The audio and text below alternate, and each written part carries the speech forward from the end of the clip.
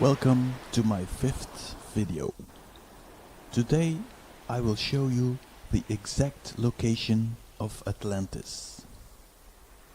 All the present theories try to locate Atlantis on the little ball. Antarctica is Atlantis, it's in the Atlantic Ocean, or the latest theory, it is in Spain, and so on. They try to portray it as a big city. But when you put Atlantis on the bigger Earth, it all becomes so simple and obvious. For me, it's yet another puzzle piece falling on its place. For the people who think, what the hell is he talking about, the bigger Earth? You have to watch my previous videos. Links are above. There I state we are living on a bigger Earth. So let's take a look at Atlantis. The description of Plato. How could we recreate that image? Well, you would have a crater in a crater in a crater. But hey, where did I hear that story before? Exactly. Remember in my previous video I made a 3D object in which I simulated light. That gave the reflection of Saturn. So let's go back to Saturn on the moon map called Linné. Let's fill the dark shadows with water. 1 ring, 2, 3. Let's compare that with Atlantis. 3 rings of water, 3 rings of water. So, the conclusion is Saturn is Atlantis. But now a little bell starts ringing. I'm starting to realize why all the occult societies are obsessed with Saturn. Now, the rest of the story is getting very simple. Let's go back to the moon map. You have 2 important players here. You have moon crater Linné with the star name Saturn and the earth name Atlantis. And you have crater Sulpicius Gallus M, star name Sirius, our biosphere Earth. Thirdly, you have a big plain called Mare Serenitatis, calm sea. I guess it wasn't that calm. So, watch the location of Atlantis and of biosphere Earth. Atlantis is in the middle of the sea. Biosphere Earth is on the shores of a ridge. Now let's presume there is a tsunami on the bigger Earth, and the whole crater of Atlantis was flooded. That would have been an enormous disaster with earthquakes, and their whole biosphere would have been swallowed by the water. Part of the population could escape by boat and managed to save their family and some livestock. Was it Noah or Gilgamesh? 1 boat, several boats, we don't know, but part of the Atlanteans managed to escape. So Noah started sailing and managed to reach the shore. Here you see a simulation on the moon map. It must have been an enormous trip. I estimate it to be 2 million kilometers. Finally, land. Here you see an aerial view of their landing place, our crater. Finally, they landed their boat on Mount Ararat, a mountain near crater Earth. Once the water returned to a lower level, the Atlanteans and their family got out of their boat. From there they started walking. That would have been 40,000 kilometers. With a family and livestock, that could have taken 40 years. 40 years in the desert? Where did we hear that story before?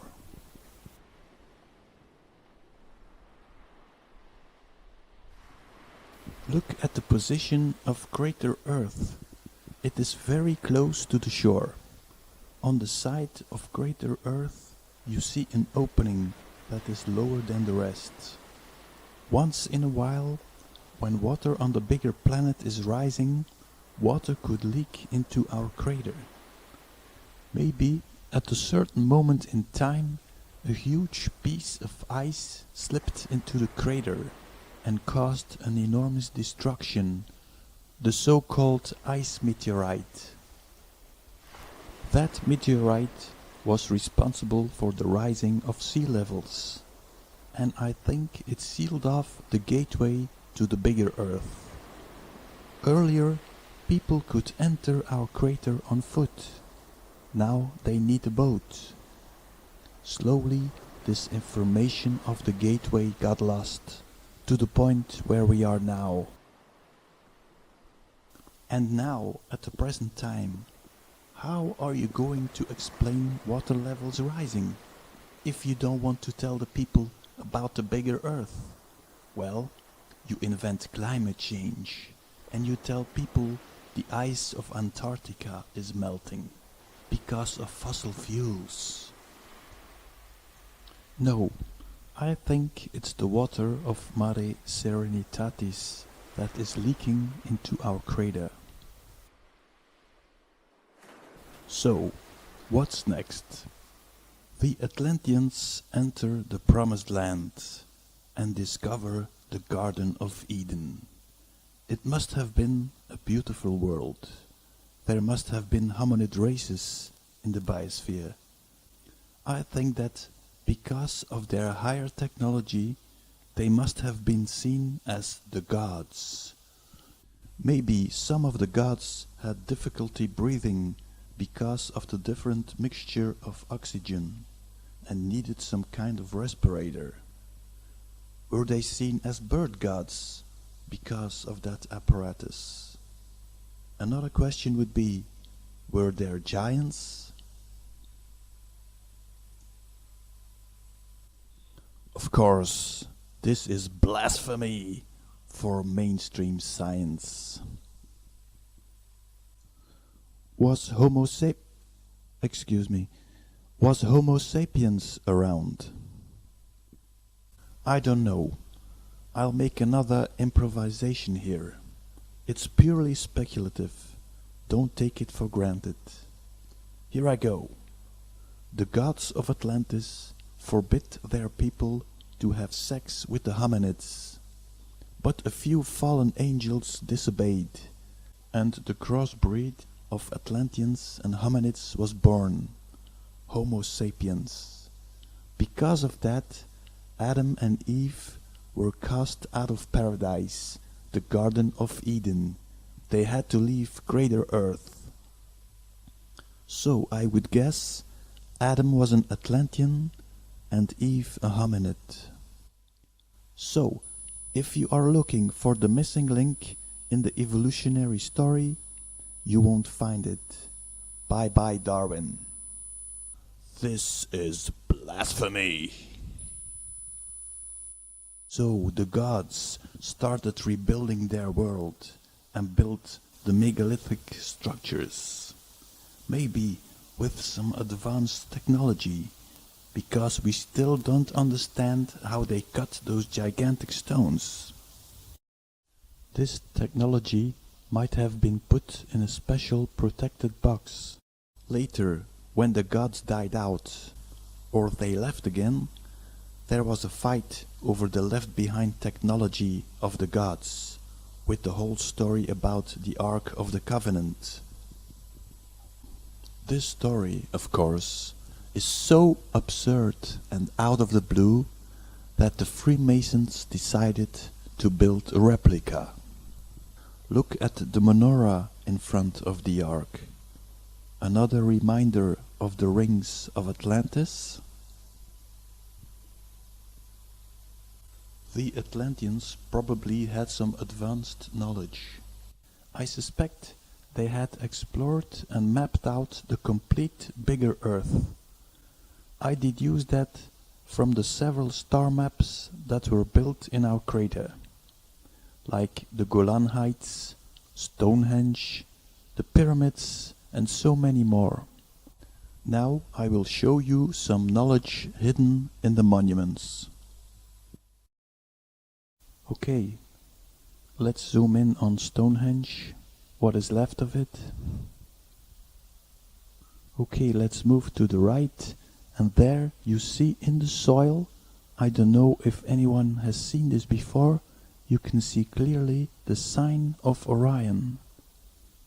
Move to the right, you see a bull's head, Taurus.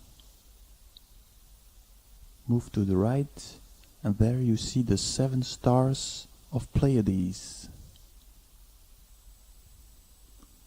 Let's zoom out, move to the left, and then there you see Saturn, aka Atlantis. Well, if you wonder why those trees are still standing there, I think underneath you would find the rings of Atlantis. So, let's summarize. If you go from right to left, you have first the Pleiades, next you have Taurus, and then you have Orion. So, what would Stonehenge be then? Let's take the star map. On the right you see Pleiades, next Taurus, Orion, so on the left you have Sirius. That means that Stonehenge is Sirius. Crater Earth. So if that is true, let's compare Stonehenge with Sulpicius Gallus M and with a photograph of Sirius. Sadly, there is not much left of Stonehenge, but luckily there's still an old drawing. Let's take a look at it. Well, I would say that's bingo. Let's compare. Here you see the circle in the center, the photograph, the stones and Stonehenge. Then you see the 2 notches on the photograph of Sirius and the 2 circles on Stonehenge. And now the most important, the gateway on Sulpicius Gallus M, photograph of Sirius, and here on Stonehenge you see the gateway. This is the information our ancestors have put into the monuments. Now you understand why they are destroying these buildings.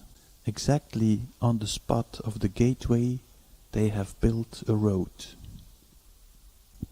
Okay, let's have another example of the star map. I found a very strange coincidence when I compared Mars with Silbury Hill. Okay, let's zoom in. Watch the exact same proportion. Let's flip it. One is a crater, the other is a mountain. And look at the black snake-like line at the bottom of the building. Well, that looks like the same to me. And again, the same tactics. Let's put a road on the monument. I think our ancestors have been building miniatures of certain places of the bigger Earth. Okay, let's go to Egypt now, to the pyramids. Everybody probably knows the link between the 3 Orion stars and the pyramids. But did you know that people think that the Sphinx might not be a lion, but a dog? Anubis? Okay, let's look at the star constellations. You have Orion, and next to it you have Canis Major, the big dog. So if you look at the star constellation, you see that Sirius is at the chest of the dog. Now, let's assume that the Sphinx is a dog, then there must be something on the chest of the Sphinx. Here you see there is an opening on the head of the Sphinx. And supposedly a guy named George A. Reisner discovered empty rooms in the Sphinx. Well, that wouldn't surprise me. And it wouldn't surprise me either if they were hiding this from us. Okay, that's about it for this video. I hope you enjoyed it. Conclusion: Atlantis is Saturn. And that is the reason all the occult science has a connection with Saturn. I would like to end with the words of thought from the Emerald Tablet. See you next time.